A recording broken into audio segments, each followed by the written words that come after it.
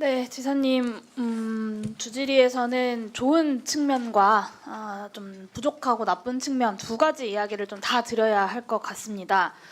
먼저 이제 사회적 경제 이야기를 좀 드리고 싶은데요. 지사님께서 그 경기도 사회적 경제 4대 비전 선포를 통해서 윤석열 정부에 맞서서 사회적 경제 영역의 망명 정부 역할을 하겠다 이런 선언을 하셨었어요. 기억하시죠? 네, 그렇습니다. 네. 그리고 전국 광역지자체 중에 유일하게 이제 사회적 경제 담당하는 국단위 조직도 만드시고 산하기관으로 경기도 사회적 경제원도 최초로 설립하는 그런 모범적인 모습을 경기도가 보였다라고 저는 생각합니다. 뭐 계획에 비해서 예산을 크게 늘리지는 못했지만 중앙 정부가 사회적 경제 예산을 대폭적으로 삭감하고 있는 국면 속에서 그래도 경기도는 자체 예산을 좀 투입해서 사회적 경제 예산을 지키는 데에 노력을 해주셨다고 생각하고요. 제가 이제 사회적 경제 영역에 관심이 좀 많아가지고 전국을 다니면서 현장들을 좀 둘러보고 있는데 전국을 다니다 보니까 정말 윤석열 정부의 예산 삭감 때문에 곡소리가 나오는 상황인데 그래도 경기도에서 활동하시는 사회적 경제인 분들을 만나면 그래도 활력이 좀 어느 정도 유지가 되는 그런 상황인 것 같습니다. 그래서 저도 경기도의 이 사회적 경제 망명 정부 선언이 굉장히 좀 반가운 마음이 많이 들었는데요. 근데 물론 이제 아쉬움이 없지는 않습니다. 현장에서 들은 목소리 두 가지만 좀 전해드리려고 하는데 먼저 경기도가 선언했던 정책들이 좀 끝까지 힘을 받지 못한다라는 아쉬움들이 있습니다. 그러니까 대표적으로 탄탄주택협동조합이 그 사례인데요. 그러니까 전세 사기 문제가 사회적으로 대두가 됐을 때 이제 지사님께서 이제 협동조합의 방식으로 문제를 경기도가 함께 해결해보자라는 제안을 하셨습니다.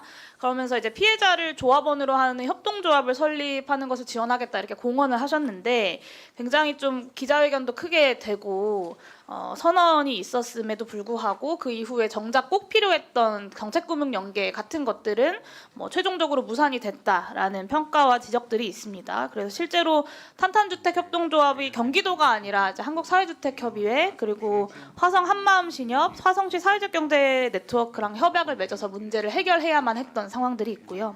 그래서 경기도가 선도적으로 선언하고 정책을 추진하겠다라고 하는 것을 많은 사회적 경제인들이 즐거운 마음으로 기쁜 마음으로 보고 있는데 좀 끝까지 정책이 힘을 받을 수 있도록 지사님께서 좀 각별히 신경 써주셔야 될 것 같고요.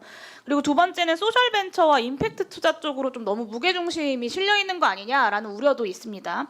나름의 의미가 있지만 이 협동조합과 사회적 경제 기업들 그리고 사회적 협동조합에 좀 상대적으로 소홀한 것이 아니냐라는 우려들도 있다는 점을 좀 전해드리고 싶습니다. 그리고 특히 사회적 경제원 사업을 보면 소셜 임팩트 사업이 주를 이루더라고요. 그래서 사회적 기업과 관련된 예산들이 중앙정부 차원에서 좀 대폭적으로 삭감되고 있는 만큼 도 차원에서 좀 지원에 있어서 균형을 좀 잡아주셔야 되지 않을까라는 당부 말씀을 좀 드리고 싶습니다. 그리고 추가적으로 이 경기도의 일관된 사회적 경제 예산 지원 확대가 저는 필요하다고 생각합니다. 좋은 방향으로 가고 있었고 앞으로도 그 방향을 확대 강화해달라라는 요청인데요.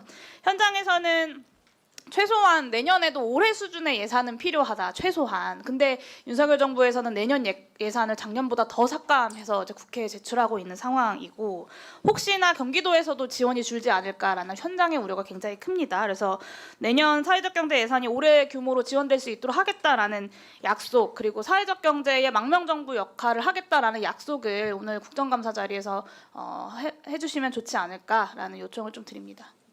예, 답변 드릴까요? 예. 네, 짧게 부탁드립니다. 예, 감사합니다. 사회적 경제 관심 가져서 감사하고요. 이 사회적 경제는 앞으로 대한민국 경제에 있어서 중요한 활력이 될 겁니다. 많은 분들이 여기서 잘 모르거나 오해하고 계세요. 이건 이념도 아니고 그렇기 때문에 네, 지사님 사회적 경제에 대해서는 이제 제가 그 사회적 경제에 대한 질문을 드렸다기보다는 구체적인 약속을 좀 요청드린 거니까요. 예산은 제가 지금 내년도 예산 편성 중에 있어서 잘 모르겠습니다만 아마 적어도 제가 이 분야에 대해서 갖고 있는 열정으로 봐서 아마 우리 실무자들이 줄이지 못할 겁니다. 네. 그렇게 말씀을 드리고요. 전통 그 사회적 기업 사회적 경제에 대한 것도 여러 차례 제가 말씀을 드려서 균형 잡히게 해라고 소셜 임팩트라든지와 또 협동조합이나 또 이 마을 기업이라든지 하는 것 같이 균형을 좀 잘 잡아주시기를 요청드립니다. 예. 두 번째는 이제 지방세수 관련돼서 좀 말씀드리려고 하는데요. 화면을 좀 봐주시면 이게 23년 일반회계 경기도 지방세입 현황입니다. 지방세 수입이 전국적으로 5.3%가 감소했는데 경기도 본청은 7.5% 감소해서 전국 평균보다 좀 월등히 커요. 경기도 전체로도 6.5% 감소해서 전국 평균보다 큽니다. 그리고 감소액 비중으로 봐도 경기도의 지방세 감소가 굉장히 커요. 전국적으로 6.3조 원 정도가 감소했는데 경기도 본청만 1조 원이 감소를 했습니다. 그리고 지방세 감소액의 17.3%를 차지했습니다. 그러니까 경기도가 차지하는 지방세수 비중이 13%보다 큰 비중이고요. 경기도가 좀 유난히 그 지방세 감소폭이 큰 이유를 좀 파악하고 계실까요?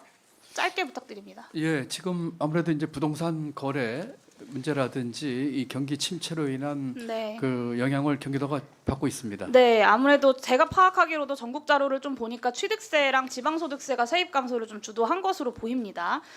부동산 경기가 큰 영향을 미치는 취득세 그리고 개인소득세, 법인소득세의 10% 가량으로 구성되는 지방소득세가 크게 감소한 것 같은데 경기도가 특히 이제 반도체 포함해서 수출대기업 공장들이 많이 있기 때문에 그래서 그런지 좀 기초 지자체들도 다른 지자체들에 비해서 세수 감소폭이 굉장히 크다라는 것을 제가 좀 확인을 했어요. 물론 이제 지방세수 늘리는 게 경기도 지사님 개인의 노력만으로 되는 것은 아닌데 제가 이 자리에서 드리고 싶은 말씀은 도지사로서 그리고 또 유력한 대권주자로 여겨지는 분으로서 야당의 또 유력한 정치인으로서 윤석열 정부의 초부자 감세 정책 그리고 수출 대기업 퍼주기 정책에 대해서 충분히 비판의 목소리를 내기보다는 오히려 뭐 민주당이나 기본소득당 같은 야당이 주장해왔던 민생회복지원금의 보편 지급을 비판하는 데에 좀 힘을 싣는 모습들 이런 것에 대한 도민들과 국민들의 우려가 좀 있습니다. 오늘 아까 정동만 의원님 질의에서 일단 하는 것이 중요하지 않겠냐라고 답변하셨는데 저는 사실 그렇게 답변하셨으면 좋았을 텐데 여당에서 당시에 집중하지도 않던 선별이냐 보편이냐를 가지고 괜한 논란이 일어나고 국민적 오해가 더 커진 거 아니냐라는